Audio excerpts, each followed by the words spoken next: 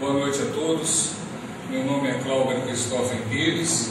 Eu e nosso amigo aqui, Leonardo Bruno Fonseca de Oliveira. Por favor, Leonardo. Estamos hoje começando uma palestra sobre o tema Saúde Pública, Mitos e Verdades, a convite dos estudantes pela liberdade aqui na Universidade do Estado do Pará. Vamos começar então. Por uma saúde pública gratuita e de qualidade para todos. Isso é um refrão,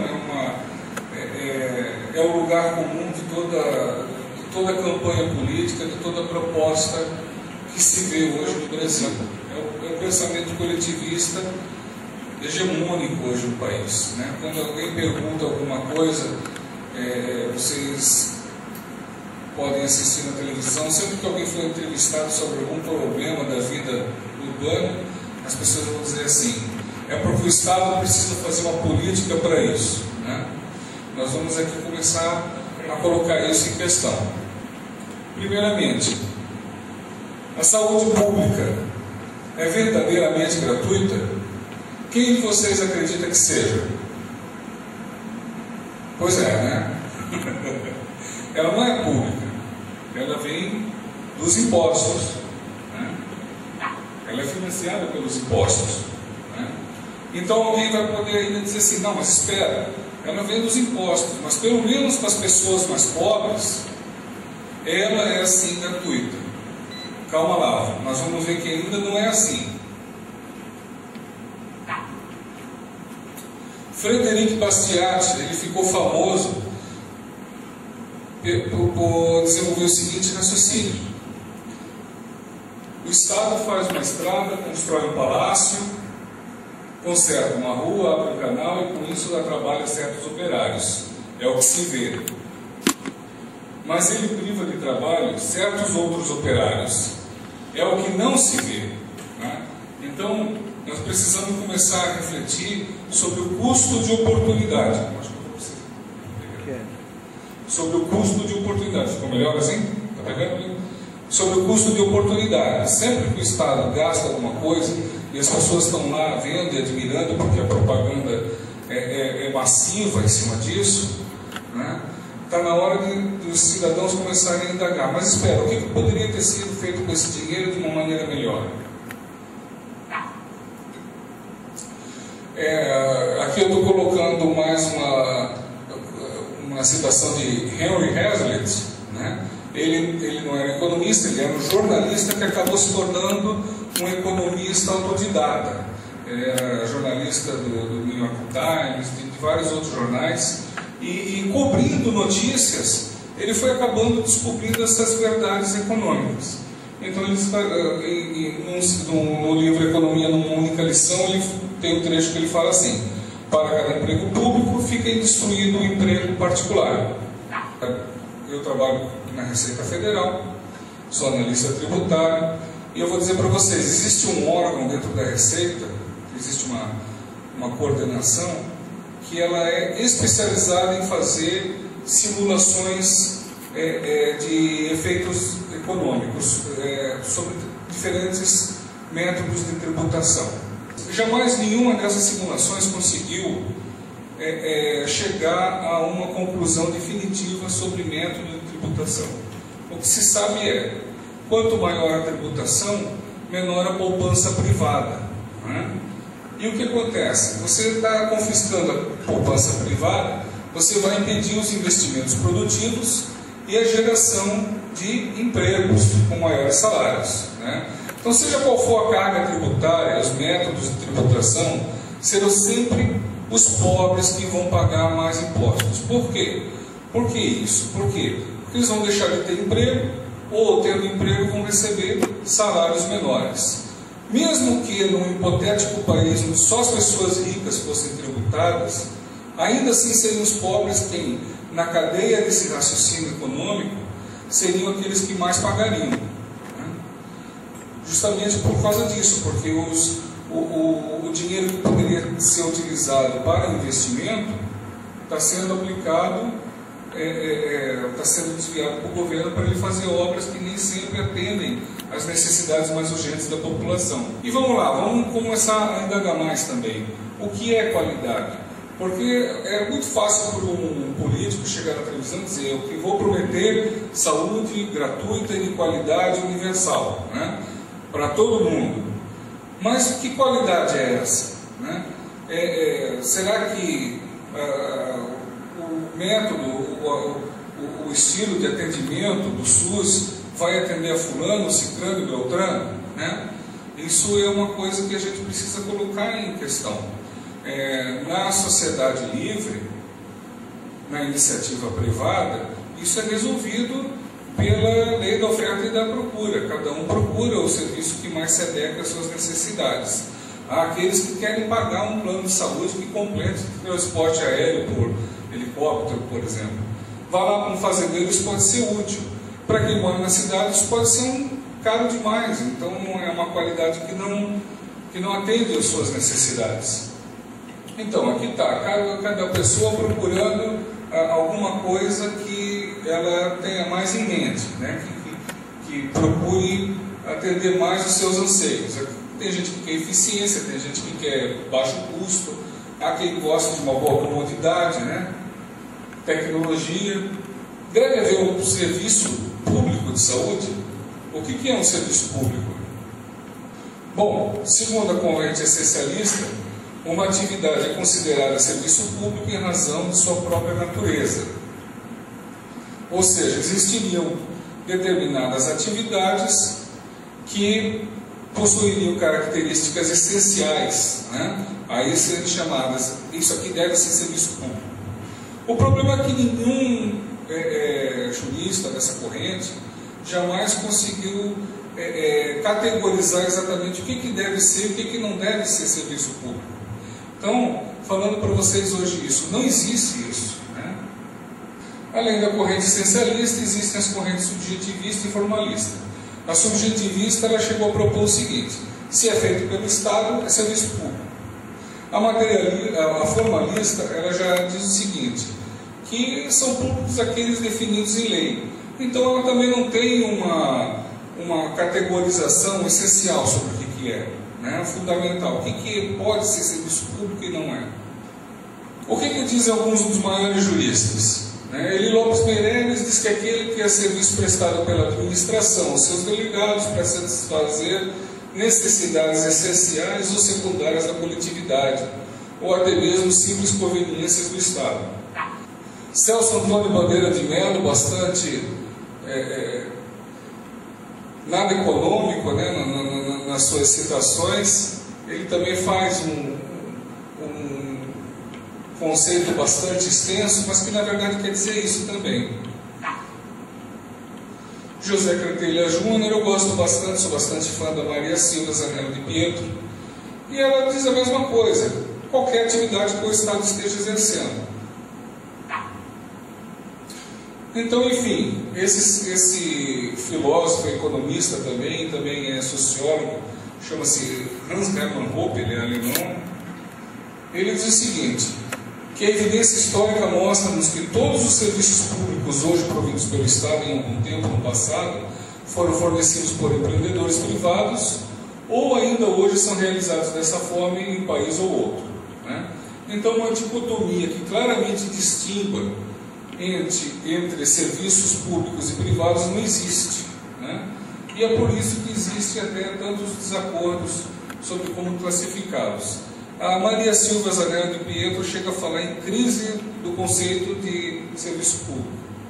E muitos juristas concordam, está aqui o Eli Lopes Meirelles. Realmente o conceito de serviço público é variável.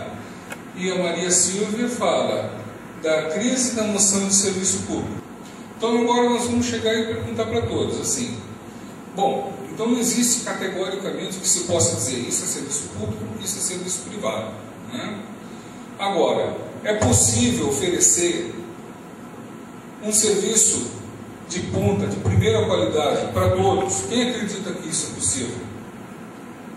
Isso não é possível, né? Por quê? Porque todas as inovações são caras. Então vamos lá, em qualquer coisa, não precisa ser só em medicina, né? vários de vocês aqui devem possuir um celular na mão. Vocês sabem quanto que custaram os primeiros celulares, até mesmo aqui no Brasil?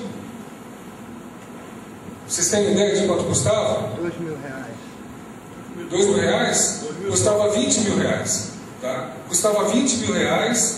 Eu paguei. Não, para falar a verdade, custava $20.000. Não existia o real ainda na época. Tá?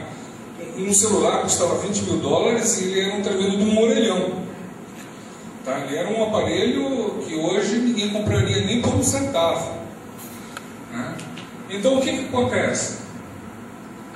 Um serviço de ponta não existe, mas numa sociedade livre, tá? As pessoas que primeiro se utilizam dele, que obviamente são as pessoas mais abastadas, elas patrocinam o desenvolvimento dos produtos, né? Dos produtos, dos procedimentos médicos, no caso da medicina, para que mais tarde eles possam ser massificados para a população.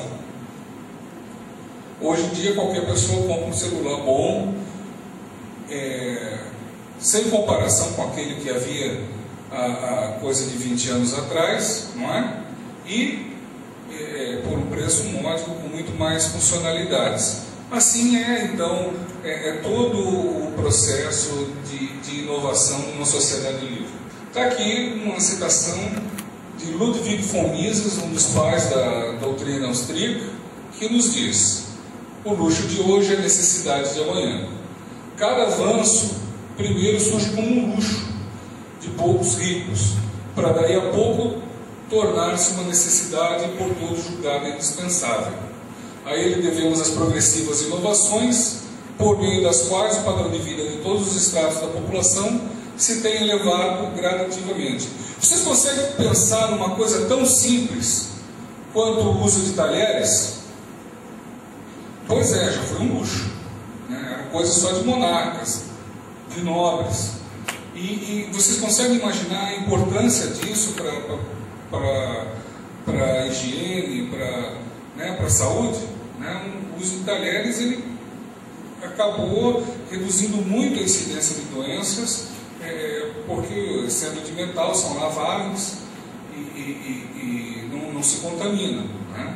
Olha aqui nós temos também um americano, ele é um economista, John Lott Jr., ele escreveu esse livro chamado Freakonomics. Não confundam com Freakonomics. Tá? Freakonomics é o que vendem nas livrarias do Brasil. Freakonomics foi um livro resposta ao livro Freakonomics, tá? Onde ele desmente todas aquelas assertivas que o outro autor imagina serem corretas. Né?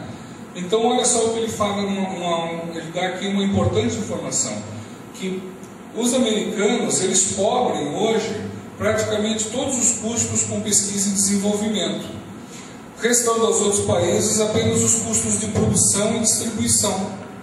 Então os americanos, que são hoje 5% da população mundial, eles pagam até 50% do custo mundial com remédios. Bom, aqui eu botei exatamente uma foto de um trem na Índia, para demonstrar o seguinte: onde a oferta ela é gratuita, a demanda se estende indefinidamente. Né? E vocês estão vendo aí a questão de uma superlotação. Bom, isso é característico lá, mas é característico daqui também. Né? Então o que acontece? Se o governo daqui oferecer realmente uma saúde pública gratuita e universal e de qualidade, o que vai acontecer? Todo mundo vai querer usar indefinidamente, né? Para qualquer dor de cabeça o pessoal vai estar lá no posto de saúde ou no hospital público. No Brasil hoje, 25% da população se utiliza do plano de saúde. Essa média nacional ela é bastante desigual. Em cidades como São Paulo, Belo Horizonte, Porto Alegre, Curitiba, esse índice chega a ser bem mais de 80%. Né? Aqui no Pará é coisa de 5% a 10%. Possivelmente Belém seja mais do que isso. Né? E tem subido gradativamente. Está aí a tabela para mostrar que no ano de 2003 era coisa de 18% que se utilizavam de planos de saúde. Hoje são 25,5%. E é uma tendência de alta progressiva. Significa que o povo brasileiro, ele considera a saúde como um bem praticamente de primeira necessidade. Eu estou mostrando para vocês agora um clipe da Abrange, que é a Associação Brasileira de Instituições de Medicina de Grupo, né, de plano de saúde, onde tem essa notícia, que eles fizeram uma pesquisa. Depois da casa própria, o maior sonho do brasileiro é dar plano de saúde à família, entre 12 objetos de consumo. Né? Eu diria até mais, se eu fosse pensar por mim mesmo, eu diria que plano de saúde é mais importante ainda do que casa própria. Aqui também, eu tirei esse clipe do jornal Bom Dia Brasil, lá também dizem, né? Isso foi uma notícia tirada em 2011, que 34% das pessoas gostariam de ter um plano de saúde. Se os serviços de saúde, então, pública, começarem a se equiparar aos serviços privados, o que vai acontecer? Toda essa massa de gente, 25% da população, imagine vocês, deixando de produzir e pagar impostos para virarem despesas do governo. Isso vai acontecer? Não, não vai acontecer. Isso significa o quê, então? Que a qualidade do serviço público sempre vai ter que se manter aquém. É uma maneira de controlar a demanda. Tá? É uma maneira de controlar a demanda. Então, qual é a consequência disso? A consequência disso é nós refletirmos se é verdadeiro quando um político vem à televisão para falar: olha, nós vamos oferecer um serviço público gratuito e de qualidade para todos. Vocês já estão vendo então que isso é uma mentira categórica, é uma empulhação. Seja qual for o político, seja qual for o partido, todos devem entender que isso não é possível. Então, o que vai acontecer? Ele vai primeiro impor condições restritivas à fruição por seus serviços, né? Ou então ele vai começar a oferecê-los sob condições insatisfatórias. Eu acho que eu não preciso lembrar vocês que todos os dias, no noticiário local ou regional, nacional, vocês estão vendo notícias de problemas de atendimento médico no serviço público de saúde. Faltam remédios, o equipamento está novinho lá, foi licitado, mas está na caixa, não tem ninguém que desmonte, bote para operar, o médico faltou, ou então estão cobrando dentro dos consultórios, e por aí vão as mazelas. Eu vou passar um pouco agora a palavra para o nosso amigo Conde, né, o Leonardo, e ele vai falar sobre vocês qual é a experiência nos outros países de controle da demanda.